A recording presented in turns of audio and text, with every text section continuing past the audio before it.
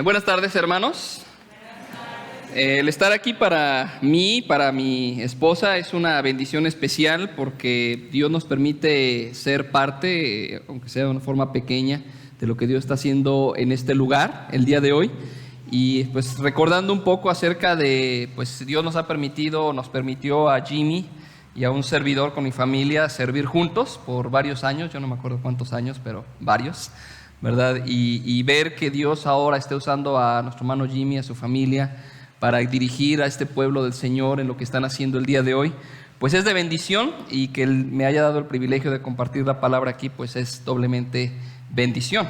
Yo sé que han estado estudiando la carta a los Efesios y obviamente no quise tocar esta carta. Nosotros allá en Broadmoor, en el Ministerio Hispano, estamos estudiando la segunda parte de la carta a los Efesios, enfocándonos en lo que es la iglesia, especialmente cómo se manifiesta la unidad de la iglesia. Y pues no quise meterme en territorio del hermano Jimmy, sobre todo porque después iba a tener que corregir lo que yo les iba a decir. Pero quise hablar acerca de la iglesia. Yo creo que a veces tenemos nosotros un entendimiento equivocado de lo que la iglesia es, y generalmente lo enfocamos solamente a lo que hacemos bajo un horario específico, en un lugar específico, como el día de hoy lo hacemos en este edificio a esta hora. Y no nos damos cuenta que realmente ser iglesia es mucho más que simplemente cumplir con rituales o estar en un cierto lugar en un cierto momento. Al estar pensando los cantos que entonábamos, cómo es que el Señor nos compró, nos dio libertad, estaba pensando especialmente en este último canto, ¿verdad? Del pueblo de Dios. Sabemos que nosotros estamos anhelando estar en esta ciudad de Dios, y al estar considerando esto, la esperanza que tenemos, el libro de Apocalipsis nos permite ver que algún día gente de toda lengua, pueblo, tribu, nación estará reunida en un lugar específico adorando a nuestro Redentor por su salvación, por la eternidad. Es la esperanza que tenemos, es la esperanza viva que nos mueve y nos afecta el día de hoy. Pero aunque estamos hablando de la ciudad de Dios, sin embargo somos pueblo de Dios. Y esa esperanza que tenemos en lo que Dios tiene para nosotros en un futuro, como Pablo decía, cada vez más cerca de esta salvación que cuando creímos, debe afectar lo que el día de hoy somos como pueblo del Señor. La iglesia cristiana, hermanos, es el cuerpo de creyentes. Somos las personas salvadas por la sangre de Cristo, y que de alguna forma, como su pueblo, somos parte de su iglesia y buscamos ser fieles a la palabra del Señor. La iglesia de Cristo, seguramente nuestro hermano Jimmy ha tomado tiempo para mencionarlo, no está limitada por ninguna barrera geográfica, social, racial. La iglesia de Cristo está en todo lugar donde hay personas que han sido compradas por la sangre de Cristo. Sin embargo, nosotros no podemos ver, ¿verdad?, esta iglesia que se le ha dado el nombre en ocasiones como la iglesia universal, la iglesia que está en todo lugar, que está conformada de todo creyente, de todo tiempo, en todo lugar geográfico. Nosotros lo que vemos son grupos locales, lo que nosotros llamaríamos una iglesia local. Sin embargo, hay tantas iglesias, hay tantos grupos que se denominan iglesias, y pues a veces quizá nuestro temor es no catalogar a cierto grupo como una iglesia. Sin embargo, ¿cómo podemos nosotros distinguir cuál es la iglesia del Señor? Y yo estaba pensando que poder ver esto, obviamente dentro de todas las diferencias litúrgicas que podemos tener, que si se cantan himnos, que si se cantan coros, que si se recoge la ofrenda antes o después de la predicación, yo creo que tenemos que ir a lo básico. ¿Cómo se ve la iglesia de Cristo? Y quise ir a este pasaje de Hechos capítulo 2 para poder ver prácticamente los inicios de la iglesia, o por lo menos los inicios de lo que nosotros podemos ver como la iglesia del Señor. Ahora sabemos que en este momento no existían las denominaciones, no existía tampoco una liturgia, no era de que Pedro dijera vamos a hacer las cosas de tal manera y tratar. Dios poco a poco fue dando ese orden a la iglesia. Pero algo que me llama la atención de nuestro pasaje en Hechos capítulo 2, hermanos, es ver que lo que ellos manifestaban, como lo que llegaron a ser prácticas de la iglesia, lo hicieron como una reacción natural de la salvación. O sea, por lo menos no podemos ver en la Biblia que dijeran los apóstoles organizaron la iglesia de tal forma, estructuraron la iglesia de tal manera. Yo creo que una frase clave de este pasaje es la que vemos en el versículo 46 al final, cuando dice que había sencillez de corazón. O sea, no había algo programado en cierta forma. Ahora, no estoy peleado con ello, no estoy diciendo que, ¿saben qué? Aquí en la iglesia hay que venir y lo que se dé, que se dé. Yo creo que debe haber estructura, yo creo que tiene que haber orden, como nos dejan ver las cartas, ¿verdad?, del Nuevo Testamento. Pero en este momento lo que vemos es una iglesia que simplemente reacciona. Entonces, cuando vemos estas bases, podemos distinguir la iglesia con 3 características. Seguramente este pasaje puede ser estructurado de diferentes maneras, pero yo quiero presentarle a ustedes 3 características generales de lo que es la iglesia de Cristo. Pero antes de seguir, vamos a orar. Señor, queremos darte gracias porque eres tú quien nos permite en este momento enfocar nuestro corazón y nuestra atención a tu palabra. Queremos rogarte que nos instruyas, nos corrijas, que traigas convicción al corazón, Señor, nos enseñes con tu palabra todo suficiente. Gracias porque tú nos has recordado que ella es inspirada por ti y por lo tanto es útil para capacitarnos para toda buena obra. Y Señor, no venimos aquí pensando lo que necesitamos, venimos aquí para escuchar aquello que tú sabes debemos escuchar. Y pedimos por lo tanto que nos des sensibilidad, nos des humildad ante tu palabra y que temblemos, como dice Isaías, temblemos ante tu palabra. En el nombre de Jesús te lo pedimos, amén. ¿Cuál podría ser entonces la primera característica de lo que la iglesia es? Bueno, yo podría definirlo de esta forma. La iglesia es un grupo de personas transformadas milagrosamente por el Señor. Sabemos que en este momento el apóstol Pedro se levanta simplemente para aclarar una situación que se estaba dando en ese momento en Jerusalén, donde la Escritura enseña que el Espíritu Santo ha venido a su pueblo, como el Señor Jesucristo lo prometió, y vemos que simplemente los discípulos empiezan a proclamar las maravillas de Dios en los diferentes idiomas de la gente que se encontraba en ese momento para la fiesta del Pentecostés.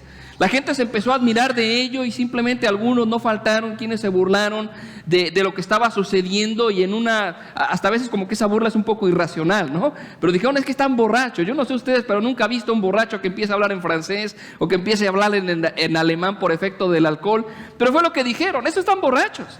Y Pedro, interesantemente, después de unos días antes haber tenido tanto miedo de ser identificado como seguidor de Cristo, que negó al Señor 3 veces, en este momento se levanta delante de la multitud y empieza a compartir lo que estaba sucediendo. Esto es el cumplimiento de lo que Dios había prometido en Joel, y prácticamente al ir compartiendo, lleva a esta multitud a entender que en el plan de Dios estaba que Cristo diera su vida por su pueblo, pero sin embargo eso no quitaba la realidad de que el hombre ante Dios es culpable.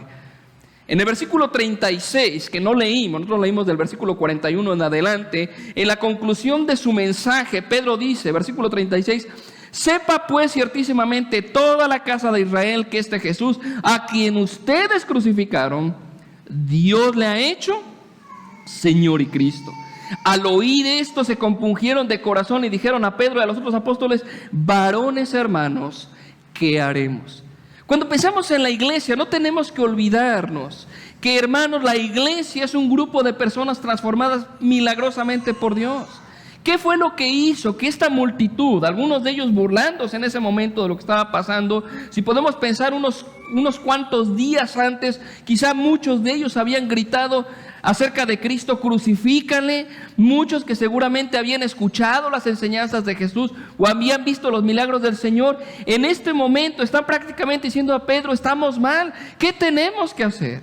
Y nos lleva a pensar, ¿qué es lo que hace que una persona pase de aborrecer a Dios a simplemente pedir clemencia, pedir misericordia? Eso no es algo que está en nosotros, es algo que viene solamente por la obra soberana de Dios. Así como Pedro es la muestra de esto, un hombre que había sido cobarde, que ahora se levanta con gran valor. ¿Qué fue lo que hizo la diferencia? Fue Dios. Y cuando pensamos en la iglesia, en lugar de estar pensando en rituales, en liturgia, inclusive en ciertas doctrinas, la doctrina es importante y es fundamental, como vamos a ver ahorita, pero debemos de pensar esto: somos el resultado de la obra milagrosa de Dios. Porque a final de cuentas cada uno de nosotros somos personas pecadoras, somos personas que en algún tiempo aborrecíamos a Dios, quizá éramos de aquellos que se burlaban de los aleluyas, de los hermanitos, ¿no es cierto?, de los evangélicos. ¿Quién hizo el cambio? ¿Qué pasó en tu corazón? Dios hizo una obra. Y cuando la iglesia se olvida de esa realidad, que sin importar nuestro trasfondo o qué tan malo o no tan malo fuimos, y empezamos a enfocarnos en diferencias externas, nos enfocamos en aspectos sociales, en aspectos económicos, en aspectos culturales, el color, tu idioma, Vemos tristemente esa separación en la iglesia. Sin embargo, cuando pensamos, no importa de dónde eres, no importa tu trasfondo, no importa si eres educado o no eres educado. Pablo decía, si eres bárbaro o eres libre o eres griego, somos personas que hemos sido transformadas de la misma forma por la gracia de Dios. Y es lo primero que yo puedo ver aquí, porque a final de cuentas esta gente que empieza a tener ciertos tipos de hábitos, como vamos a ver, escucha la palabra, ¿verdad? Gente se está bautizando, persevera en la doctrina, se reúnen, es el resultado de la obra milagrosa de Dios. Entonces, cuando pensemos en la iglesia tenemos que pensar en esto. La iglesia es un grupo de personas transformadas milagrosamente por Dios. Solo Dios puede hacer el cambio en el corazón del hombre perdido, de gritar, crucifícale, a gritar como en este momento lo están haciendo estas personas, ¿verdad? ¿Qué haremos? Porque ese es el clamor. Pedro está diciendo, ¿saben qué? Aunque ustedes rechazaron a Cristo, ustedes lo colgaron en la cruz, era parte del propósito de Dios, estas personas prácticamente dijeron, ¿qué haremos? Pedro, mucha gente hubiera dicho, ¿sabes qué? Pues no nos interesa, pero ellos dijeron, ¿qué haremos? Dios había hecho un cambio.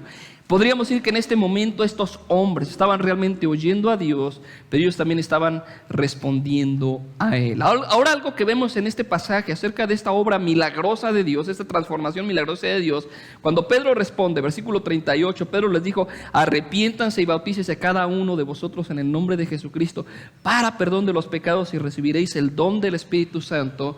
Prácticamente hay dos cosas que Pedro dice. Primero, obviamente el aspecto de arrepentirse, el hecho de reconocer que realmente Dios tiene la razón acerca de tu vida, reconocer que eres pecador, reconocer que tú has fallado a Dios. Y la segunda cosa tiene que ver con esa identificación con Cristo. Porque se menciona el bautismo. Ahora, ciertamente no era que si tú te arrepientes y te bautizas serás salvo.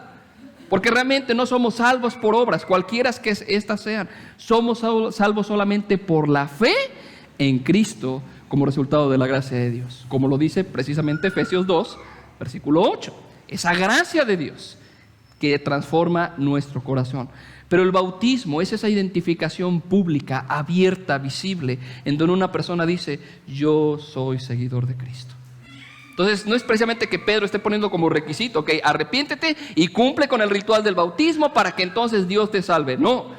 Toda persona salva por la gracia de Dios se identifica abiertamente como un seguidor de Cristo. Y la Biblia dice, obviamente en el versículo 41 que leímos, ¿verdad? Los que recibieron su palabra fueron bautizados. Y llama la atención esta frase, se añadieron aquel día como 3,000 personas. ¿Se añadieron a qué? ¿A qué se añadieron? ¿A un club? ¿Se añadieron a alguna sociedad? No, se añadieron a la iglesia.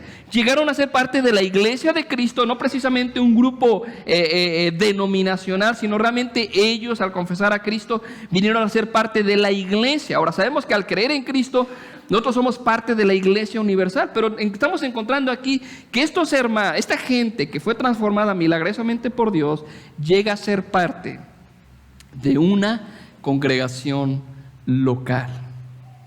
Una congregación local. Y a veces mucha gente no ve esto. Mucha gente piensa que uno es salvo gracias hermano. Uno es salvo porque Dios nos salva. Yo creí en Cristo, levanté mi mano, pasé al frente, lo que sea, y que no necesita de la iglesia. Yo he encontrado gente durante el tiempo que Dios me ha permitido ministrar que dice literalmente, yo no necesito a la iglesia. Obviamente no usan esa terminología, ¿verdad? Ocupan una terminología un poco más fuerte, como es que esa gente es hipócrita, gente es falsa. No, yo aquí en mi casa, yo solito oro y yo aquí solito leo la Biblia, yo solito canto, y casi dicen que ellos solitos también recogen el diezmo, ¿verdad? Y llevan a cabo todo solos. Sin embargo, cuando usted ve la Biblia, se dará cuenta que no existen cristianos aislados. La iglesia de Cristo, aunque está conformada de toda persona, en todo lugar, sin embargo, toda persona que es parte de la iglesia de Cristo es parte de una congregación local. Ahora, note lo que estoy diciendo. No estoy diciendo solamente que va a la iglesia o a una iglesia los domingos, sino es una persona que se identifica con una congregación local. Sabe que es el lugar que Dios tiene para él porque ha sido transformada por Dios y sabe que su lugar dentro de la congregación local es parte importante para su crecimiento. Entonces encontramos aquí que esta gente transformada soberanamente por Dios llega a ser parte de este grupo local de creyentes. La Biblia dice físicamente se añaden 3,000 personas a un grupo local de creyentes, y entonces empezamos a ver lo que vamos a seguir describiendo ahorita. A veces pensamos, ¿verdad?, que si una persona se une a una organización llamada iglesia, ya es miembro de la iglesia. Sin embargo, no es así, ¿verdad? La iglesia verdadera de Cristo está conformada de creyentes, ¿verdad?, personas que han sido transformadas milagrosamente por Dios, como Pablo lo expresa allá en Efesios 2:4, cuando dice que nosotros estábamos muertos, pero Dios, que es rico en misericordia, por su gran amor con que nos amó, aún estando muertos, nos dio vida juntamente con Cristo. Personas transformadas. Dios nos dio vida. Eso es la iglesia. Personas transformadas milagrosamente por Dios. Pero no se queda ahí. Podemos ver en nuestro pasaje que la iglesia es un grupo de personas que están comprometidas completamente con Dios. Es un compromiso de ser parte de esta congregación local, y tristemente en muchas iglesias solamente se busca quedar bien con el líder o los líderes, o quizás se hace buscando alguna recompensa humana. Yo les decía que algo que me llama la atención de nuestro pasaje es que vemos que cada una de las cosas que ellos empezaron a hacer, como lo que el día de hoy diríamos son cosas que el creyente debe hacer, ellos lo hicieron como una respuesta natural a la salvación. Ellos fueron redimidos por Dios, la obra de Dios vino a sus corazones, ellos fueron transformados por su gracia, y ahora, al ser parte de esta congregación, ellos expresan un compromiso completo, están comprometidos completamente en el Señor. Qué triste que el día de hoy se predica un evangelio diluido, un evangelio en donde se le dice a la gente: si tú quieres un boleto para el cielo, Dios está regalando boletos, solamente alza la mano y agarra el boleto, échatelo a la bolsa, ve por la vida, y cuando llegues al cielo solamente enseñas el boleto que Dios te dio. Sin embargo, en la Biblia no vemos eso. No vemos que Dios esté precisamente regalando boletos al cielo. Inclusive me atrevo a decir que Cristo no da la salvación. Cristo es la salvación. Él no te da la salvación como algo fuera de Él. Él es la salvación. En Él está la salvación. Tantos pasajes en la Escritura hablan de estar en Cristo. Si uno no está en Cristo, no puede ser salvo. No es que tú simplemente le dices a Cristo: ok, yo creo que tú tienes estos boletos y yo creo que tú me regalas uno y entonces voy por la vida sin preocuparme por mi destino eterno. No, estar en Cristo significa un estilo de vida que te distingue como un seguidor de Cristo. De hecho, es interesante que la Biblia no dice precisamente que nosotros debemos confesar a Cristo como Salvador. ¿Han escuchado el término? Confiesa a Cristo como Salvador. No, lo que dice la Biblia es que tienes que confesar a Cristo como Señor. Todo aquel que confesare que Jesús es el Señor, que si confesares con tu boca que Él es el Señor. La promesa está en esa identificación. Él es tu Señor, Él es el dueño de tu vida, Él es el todo para ti. Por causa de lo que Cristo hizo por nosotros, cuando una persona pone su esperanza, una persona pone su fe en Cristo, una persona está reconociendo que Jesús ahora es su Señor. ¿Qué pasa entonces? No solamente eres una persona que Dios transforma, y no solamente transforma tu eternidad, transforma tu vida en el presente. Entonces tú, como parte de la iglesia de Cristo, ahora vives para honrar a Dios. Ahora tu vida se distingue por el deseo de vivir en un compromiso completo con Dios. Y en este pasaje, ¿cómo vemos ese compromiso? ¿Cómo vemos a estas personas que están comprometidas? Obviamente personas que han sido transformadas por Dios milagrosamente. Son personas que ahora se manifiestan como personas comprometidas con Dios. Bueno, algunas cosas que notamos. En el versículo 41 vemos que estas personas comprometidas con Dios, primero que nada, reciben su palabra. Ahora noten que esa palabra es importante. No dice que oyen la palabra, no dice que leen la palabra, no dice que saben la palabra, sino que reciben. Tiene que ver con responder a la palabra de Dios, tiene que ver con esa reacción deliberada a lo que Dios nos enseña. Ahora, en las iglesias hay mucha gente que es buena oidora, ¿verdad? Dios tiene buenos oidores de la palabra. Es gente que cuando está en un culto, en un estudio bíblico, está: oh, sí, estamos de acuerdo con ello. Pero sin embargo no hay una reacción, no hay una respuesta a ese mensaje. Y la característica de la iglesia de Cristo, cuando hablamos de una persona comprometida con Dios, es responder a la palabra. Yo creo que el riesgo que muchas veces corremos como iglesia, hermanos, cuando nos acostumbramos a no responder, a no reaccionar a la palabra, es que nos endurezcamos de tal manera que podamos escuchar un buen sermón, un buen mensaje, un buen estudio bíblico, y sin embargo al salir simplemente nos olvidamos de lo que Dios ha dicho. Siempre que estamos expuestos a la palabra, yo en mi corazón debo estar preguntando ¿a qué me está llamando Dios cuando estoy escuchando su mensaje? Pero muchas veces estamos viendo si el predicador me cae bien, estamos viendo si a lo mejor predica muy animoso, si me mantiene entretenido, y vemos tantas otras cosas y quitamos la mirada de lo que realmente importa. Que la palabra de Dios está siendo predicada y que yo debo responder a ella. Le decía Dios a Ezequiel, al profeta Ezequiel: ¿sabes qué, Ezequiel? Tu pueblo se burla de ti. Tu pueblo, mientras están en sus casas, están riéndose de ti. Pero cuando vienen a escuchar, ellos dicen: vamos a ver qué dice el profeta de Dios. Vamos a ver qué dice. Dice, y cuando vienen a ti, vienen como si fuera un pueblo dispuesto, vienen como si fuera un pueblo realmente listo.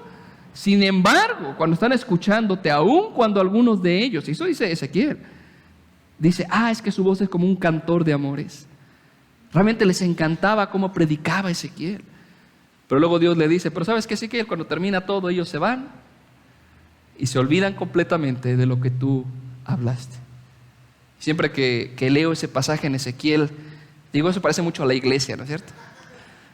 Vienen a la iglesia y escuchan el sermón y termina el culto y muchos vienen y se felicitan, ¿verdad?, al predicador: hermano, qué buen mensaje Dios habló. Y ahora no estoy diciendo que los que hagan esto están mal, no estoy diciendo eso, pero muchos, igual que Ezequiel, ¿verdad?, tu voz es como cantor de amores, sin embargo cuando se van, se olvidan completamente. Una característica de la iglesia de Cristo cuando vemos ese compromiso, hermanos, es que respondemos a la palabra. No se trata si a usted le gusta el mensaje, no se trata si usted se siente muy cómodo, muy confortado, se trata de responder a la palabra. Ahora, en ocasiones Dios nos va a llamar a responder en arrepentimiento. En ocasiones la palabra que Dios trae en nuestro corazón va a ser una palabra que va a llevarnos a la convicción de arrepentirnos de nuestro pecado. En ocasiones va a animarnos, en ocasiones va a enseñarnos, porque eso es lo que dice 2 Timoteo 3:16. Porque la palabra de Dios es inspirada por Él, es útil para enseñar, redarguir, corregir, instruir en justicia. Entonces, en ocasiones no siempre va a ser: qué bonito, salí animado. En ocasiones no va a salir tan animado. Lo importante es recibir la palabra, es responder. ¿Qué otra cosa vemos? No solamente la iglesia de Cristo, ¿verdad? Estas personas comprometidas con el Señor lo demuestran en responder a la palabra, sino lo muestran también en crecimiento. Crecimiento en la doctrina. Dice el versículo 42, perseveraban en la doctrina de los apóstoles. Ahora, a algunos cristianos en la iglesia no les gusta ese término, doctrina. No, es que eso suena como teología y saber griego y definiciones muy raras que yo no le entiendo. Y mucha gente no ve la importancia de crecer en la doctrina. Ahora, la doctrina básicamente tiene que ver con la enseñanza de la palabra de Dios. El creyente tiene que crecer en la palabra del Señor, ya mencionamos, responder a ella, pero debe crecer en su conocimiento de la palabra, debe saber dónde está fundamentado, debe poder tener lo que nosotros llamamos una cosmovisión bíblica de la vida, es decir, que todo lo ves a la luz de la palabra del Señor. Y no solamente decir, los conceptos teológicos se quedan en la iglesia y aquí es la vida real. No, el creyente debe aprender a vivir con y a través de la palabra del Señor. Yo no sé ustedes, pero muchos creyentes desconectan la Biblia, acaba el culto y se desconectan de la Biblia, y viven su vida tomando decisiones, haciendo su vida, en las actividades que hacen, sin tomar en cuenta la palabra del Señor. Yo creo que crecer en la doctrina de los apóstoles no solamente implica el entendimiento y el conocimiento bíblico, sino implica cómo aplicas eso que tú estás conociendo y aprendiendo a tu diario vivir. Cuando enfrentas decisiones de trabajo, de escuela, ¿piensas en la palabra del Señor? ¿Piensas, como algunos dirían, qué dice la Biblia? ¿O simplemente lo haces a un lado y esperas poder tomar una buena decisión y ya que Dios me guíe a ver si es de Él o no? A veces algunos dirían que Dios cierre puertas, ¿verdad? O abra puertas. No, esa no es la forma de vivir. La forma de vivir es de acuerdo a la palabra del Señor. Y estos creyentes crecían en la doctrina del Señor. Ellos sabían por qué creían en lo que creían. Ellos estaban creciendo, teniendo fundamentos bíblicos firmes, de la cual se derivan vidas que demuestran que realmente estamos viviendo de acuerdo a la voluntad de Dios. Hermanos, la parte fácil de la iglesia es venir y ser parte de un culto, es ser parte de un estudio bíblico. Pero Dios no nos ha llamado solamente a ser parte de Dios. Dios nos ha llamado a responder a su palabra, nos ha llamado a crecer en la doctrina. El apóstol Pedro nos dice allá en una de sus cartas que debemos estar siempre listos y preparados para presentar defensa a todo aquel que demande razón de la esperanza que está en nosotros. ¿Qué pasa cuando alguien cuestiona tu fe? ¿Qué pasa cuando alguien te pregunta, oye, ¿tú por qué crees X cosa? ¿Qué respondes? Pues te voy a traer a mi pastor, ¿verdad? ¿No es cierto que muchos creyentes responden así? Oiga, hermano, que fíjese que fulanito no puede ir a verlo usted. Pedro dice, tú tienes que estar listo para presentar defensa. Hermano, estamos viviendo tiempos tan terribles en cuanto a prácticas y filosofías e ideologías tan alejadas de la palabra del Señor, que el creyente debe de poder tener fundamentos firmes en la palabra. Simplemente el área moral en la que vivimos, en donde se está distorsionando el concepto bíblico del matrimonio, el concepto bíblico acerca de lo que es ser hombre y mujer, hermanos, son temas que implican que tengamos convicciones firmes en cuanto a ello. Es que esos son temas polémicos, yo no me meto en esos temas. Debes de poder defender la fe, como decía Judas en el versículo 3 de su carta, poder contender ardientemente por la fe. Pero si no conoces la palabra del Señor, debemos estar preparados, debemos crecer en la palabra, debemos saber por qué creemos lo que creemos, tener fundamento bíblico y que ese fundamento bíblico afecte cada aspecto de tu vida. Ahora, quizá la gente te va a decir, pero es que tú siempre sacas la Biblia, es que tú siempre la Biblia. Qué bueno, ojalá fuera así. Cada decisión, cada aspecto de tu vida lo rige la palabra del Señor. Ahora, para mencionar solamente entre paréntesis, esta iglesia crecía en la doctrina de los apóstoles y hermanos, ellos ni siquiera tenían Biblia. Ellos no podían tener un documento como nosotros lo tenemos, editado y hasta encuadernado, bonito, algunos hasta con dibujitos, ¿no es cierto? Ellos no tenían eso, nosotros lo tenemos. Y conocemos menos la doctrina de lo que los cristianos en el primer siglo lo hicieron. Pero bueno, respondían a la palabra, perseveraban en la doctrina de los apóstoles. Tercero, perseveraban como una congregación. Si ustedes ven lo que dice en el versículo 42, dice que había comunión unos con otros. Vemos un poco más adelante, versículo 44, todos los que habían creído estaban juntos. Versículo 46, perseveraban unánimes cada día en el templo, partiendo el pan en las casas. Entonces, cuando vemos que ellos perseveraban como una iglesia, como una congregación, encontramos que hay algunos aspectos importantes de sus reuniones. Yo voy a dejar para que el hermano Jimmy después trate sobre el asunto de las oraciones y todo esto, pero quiero solamente mencionar esto. Hebreos 10, 24 y 25, dentro del contexto de responder a la libertad que tenemos en Cristo, Él ha abierto el camino para poder llegar a la presencia de Dios. La primera exhortación que hace a los creyentes es: no se dejen de congregar. Es interesante. No dejen de reunirse. Si Cristo abrió el camino, si por su sangre tenemos entrada, hermanos, no dejen de congregarse. A veces desconectamos ese pasaje. Yo decía en la mañana en el 6, estaba compartiendo en el devocional, decía que mucha gente lo ve como el pasaje que el pastor te va a sacar el día lunes si tú no viniste a la iglesia el domingo. El pastor te va a decir: aquí dice la Biblia que no te dejes de congregar. Sin embargo, el congregarse, hermanos, es un mandamiento bíblico, pero solo asistir no nos hace obedientes. Noten que hay 4 características de cómo estos creyentes perseveraban como congregación. Primero, vemos que ellos se reunían sistemáticamente. La Biblia dice que se reunían cada día. Ahora, ¿eso quiere decir que debemos reunirnos cada día? Yo creo que no precisamente, porque va a depender del contexto en que una iglesia local está. Estoy seguro de que si aquí el ministerio, la iglesia Reforma, dijera, hermano Jimmy, ¿saben qué? Vamos a ser bíblicos, ¿no? Vamos a reunirnos todos los días. No podríamos, en muchos sentidos. Entonces cada iglesia tiene que poder ver la forma que va a funcionar, pero lo que sí vemos es esto: la iglesia local se reúne sistemáticamente. Va a ser cada domingo, va a ser domingo y miércoles, en fin, pero debe ser algo sistemático. Ellos, en el caso de estos creyentes, se reunían cada día. Se reunían formalmente. La Biblia dice que se reunían en el templo, pero también vemos que se reunían informalmente, porque dice la Biblia que se reunían en las casas. A veces la gente tiene la idea del templo como un lugar casi sagrado, ¿no? Gente inclusive me ha dicho: hermanos, que cuando yo llego a este lugar yo siento al Señor. Y yo le digo: yo no sé por qué, si este lugar simplemente es ladrillo y piedra y madera. O sea, aquí no es que Dios se manifieste porque este edificio sea, casi lo ponen como el templo de Jerusalén, ¿no? El templo de Salomón, la presencia de Dios habita ahí. No es así. Este edificio es solo un edificio en donde nos reunimos formalmente pero también la iglesia se debe reunir informalmente en las casas. Y algo que yo veo, que yo creo que es importante recalcar, independientemente de reunirse sistemáticamente, formalmente, informalmente, es que ellos se reunían con un propósito. Ellos no solamente se reunían a pasar el tiempo, sino que había un propósito. Y cuando vemos las Escrituras en general, nos damos cuenta que podríamos resumir ese propósito como edificarse y crecer. El escritor de Hebreos dice: estimularnos al amor y a las buenas obras.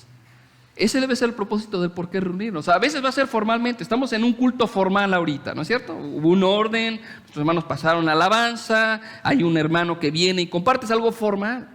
Pero aun cuando nos reunimos informalmente, una comida, a lo mejor alguna celebración, yo sé que a veces como familias, hermanos, vamos a tener el cumpleaños de fulanito, invitan a 2, 3 familias, se está reuniendo la iglesia, y aunque es algo informal, no vamos a tener un culto como tal, sin embargo el propósito debe cumplirse. Debemos buscar edificarnos unos a otros y debemos buscar estimularnos al amor y a las buenas obras. Y obviamente en ese perseverar como congregación, también vemos que ellos perseveraban en la comunión. No es lo mismo estar juntos que tener comunión. Por ejemplo, un ejemplo muy mínimo en cuanto a esto. Uno puede ir a un estadio y uno estar ahí vitoreando al equipo, y no voy a decir cuál equipo para no meternos en problemas, ¿verdad? Pero uno está ahí vitoreando al equipo, y si metió gol, todos se emocionan, hasta que se voltea y abraza a un extraño. Y uno podría decir que están teniendo comunión. Sin embargo, ¿qué pasa cuando acaba el partido? Cada quien se va a su casa, exactamente. Aunque vitorearon al mismo equipo, aunque inclusive se abrazaron y chocaron la mano, sin embargo termina todo y se va. No hay comunión. El ser parte de una actividad y emocionarse al ser parte de una actividad no quiere decir que haya comunión. O sea, podemos estar en este lugar, gozarnos en los cantos, gozarnos en el mensaje, pero no quiere decir que tengamos comunión. La comunión es mucho más profundo que simplemente hacer cosas juntos. Tiene que ver con expresar la característica inimitable de los discípulos de Cristo. ¿Cuál es esa característica? El Señor Jesús en Juan 13:35 dijo: en esto conocerán que son mis discípulos. ¿En qué? Si tuvieres amor los unos con los otros. Ahora, no solamente amor fraternal, sino el amor que se describe ahí es el amor que después el apóstol Pablo describiría en Corintios 13, donde no habla de un amor precisamente de un esposo y una esposa donde todos deben soportarse, no, es el amor entre creyentes. Este amor todo lo sufre, todo lo espera, no hace nada injusto, no hace nada indebido. Esta es la clase de amor que caracteriza a los creyentes. Hermanos, la iglesia de Cristo no es un grupo de personas perfectas. Qué triste que la gente piensa así, ¿no es cierto? Es que hay hipócritas. Sí, somos hipócritas, somos personas que fallan porque somos personas pecadoras redimidas por la sangre de Cristo. La iglesia de Cristo no se caracteriza por ser perfecta, un grupo de personas perfectas, sino somos un grupo de personas que buscamos en la gracia de Dios manifestar este compañerismo que solamente viene por Dios. ¿Va a haber problemas en una iglesia? ¿Va a haber conflictos? ¿Va a haber roces en ocasiones? Sí. Y yo no sé hasta dónde vas, Jimmy, en Efesios, pero cuando usted empieza a ver Efesios 4, la primera exhortación del apóstol Pablo es: vivamos como es digno del llamado, sopórtense con toda humildad y mansedumbre, solícitos en guardar la unidad. ¿Por qué Pablo dice eso? Si la iglesia fuera perfecta, Pablo no tendría que decir eso. ¿Pero qué dice Pablo? Por causa de que somos lo que somos, como iglesia busquemos amarnos, soportarnos, ser pacientes, ser humildes, perdonándonos, cambiemos nuestros hábitos de hablar, edifiquémonos. Todas las instrucciones que vienen del capítulo 4 en adelante de Efesios tienen que ver con eso, porque la iglesia no es perfecta. Pero una iglesia que manifiesta el amor de Cristo de esta forma, al congregarse formal o informalmente, la gente verá y dirá: ese grupo es diferente. Porque pueden ver a Dios en medio y a través de nuestras vidas. No porque somos perfectos, sino porque ven que nos perdonamos, ven que nos animamos, ven que nos apoyamos. No solo es pasar tiempo juntos. En la lucha con nuestra carne y pecado, como iglesia buscaremos ser solícitos en guardar la unidad del Espíritu. Ya mencionaba que yo creo que la clave de este pasaje es lo que dice al final del versículo 46, que comían juntos con alegría y sencillez de corazón. No había falsedad. Repito, no estamos hablando de perfección, pero no había falsedad. Ellos se amaban y se reunían y crecían y aprendían porque había sinceridad. Entonces, la iglesia de Cristo Es un lugar donde hay personas transformadas milagrosamente por Dios. Es un lugar donde hay personas comprometidas completamente con Dios. Y por último, la iglesia de Cristo es un lugar donde hay personas usadas grandemente por Dios. Si ustedes ven, versículo 43 en adelante dice: sobrevino temor a toda persona y muchas maravillas y señales eran hechas por los apóstoles. Y luego el versículo 47 dice: alabando a Dios y teniendo favor con el pueblo. Vemos que eran personas usadas grandemente por Dios. Repito, no es una iglesia perfecta, pero es una iglesia donde hay personas transformadas milagrosamente por Dios, donde hay personas comprometidas con Dios. Serán personas que serán usadas grandemente por Dios. La iglesia de Dios, a final de cuentas, hermanos, es resultado de la gracia de Dios. Y se va a manifestar a través de las características que hemos visto, ¿verdad? Responder a la palabra, congregarse, etcétera, ¿verdad? Pero de esta forma se puede ver a Dios obrando en y a través de su pueblo. Ahora, en este caso lo que vemos que eso es, dice la Biblia que había maravillas y señales. Ahora, estas maravillas y señales siempre tuvieron su lugar, no solamente en el tiempo del Nuevo Testamento, siempre los milagros han tenido un lugar en el diseño de Dios. Y nunca ha sido entretener a la gente. Los milagros de Dios jamás han sido algo que Dios haga para que la gente diga: oh, qué bonito, otro. Dios siempre lo ha hecho para respaldar un mensaje. Siempre lo que ha estado de por medio es el mensaje de su palabra. Y cuando vemos en la Biblia que hay un milagro, no se enfoquen en el milagro solamente, sino en el mensaje que está siendo enseñado a través de ese milagro. Pero a final de cuentas, Dios respaldaba a su pueblo porque este pueblo era fiel al mensaje. Dios respaldaba la palabra que esta iglesia predicaba. Y cuando Dios obra en una iglesia que busca vivir para su gloria, una iglesia que busca manifestar la gloria del Señor, Dios va a estar ahí obrando poderosamente. Y no me refiero a que el cojo se va a sanar, y lo que me refiero es que podamos a poder ver a Dios obrando. Porque al final de cuentas, ¿cuál es el milagro más grande que Dios puede hacer? ¿Dar la vista a un ciego? ¿Levantar a un paralítico? ¿O transformar a una persona de odiar a Dios a amarle? Una persona de dejar un pasado, una vida, hábitos, a una persona que ahora ame a Dios y viva para el Señor. Cuando Dios está en su iglesia y Dios está usando grandemente a estas personas que Él ha transformado y estas personas que están comprometidas con Él, vamos a poder ver salvación de los perdidos.